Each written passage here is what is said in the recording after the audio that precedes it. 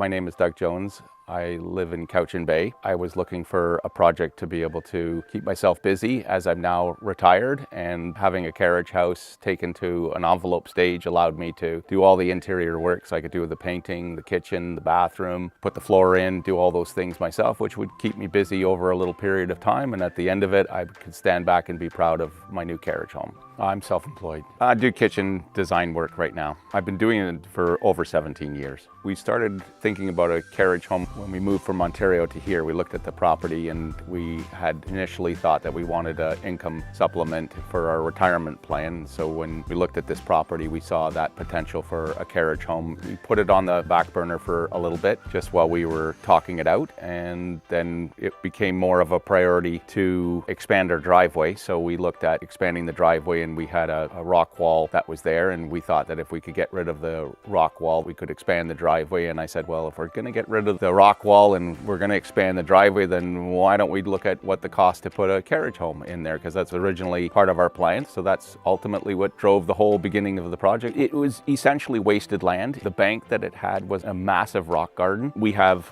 a lot of gardens on this property, so we didn't really need more gardens. The way that the original fire pit with 2 chairs overlooking the scenery, and the use of the land and the amount of weeds that were starting to develop in the blackberry bushes, and it just was becoming a nuisance. So for the purposes of having a fire on the property, and with all the fire restrictions and all the fires that are happening throughout, it didn't really make sense. The big thing for me was having my own garage. And when we bought the property sight unseen, and we just made an offer. The offer was accepted. We got here not knowing what the actual property was going to look like. We thought the driveway was a lot bigger. We thought the garage was a lot bigger. We get here, we couldn't turn our vehicles around, and I could only park 1 truck into the garage, and I wanted to have a garage for myself. So I went big on my garage. I could park my truck in there. I could do work in there. I like to do things with my hands. We have lots of property so that we can do a shop, and we can have the upper level rented out. The excavation work was part of our biggest concern as to how this was all going to unfold. But even if we were to expand our driveway, the excavation work was going to be a necessity. Would we have another rock wall? We looked at all that, and logic sort of leaned us into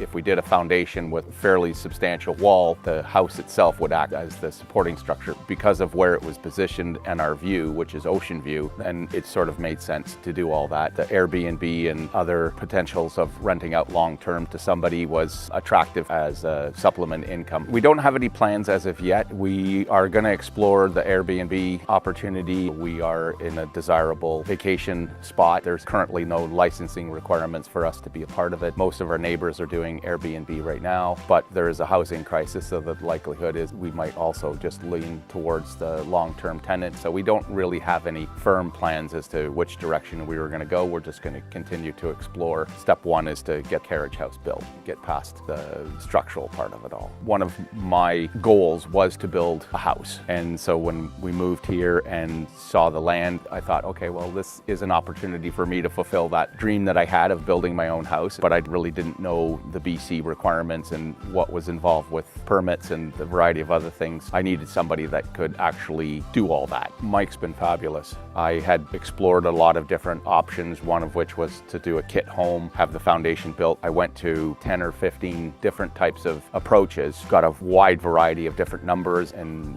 what we were looking at in terms of price. Then the driveway and excavation company suggested that I approach this person, and Mike was the one who I called. From the first phone call that I had with him, it was a good connection. Mike was very open and honest, and then we invited him to our property to have a look around, and the excavation and the driveway person was here as well, and we sort of brainstormed it and came up with different ideas of how we were going to use the land and where the placement of the house was going to be. And then from that point on, Mike just sort of nurtured me along. He was very good in terms of how he was collecting information about what I was looking at, what the finishings were going to be, because we really did want to replicate what we had already so that the house looked like it always been here. We wanted something that would sort of tie into the overall property itself. Being beside the existing house, we wanted the same siding, we wanted the same look. So I had already had an idea of what I wanted the interior to look like. He presented himself as a person that had the same passion that I had for having a finished product that I could really be proud of.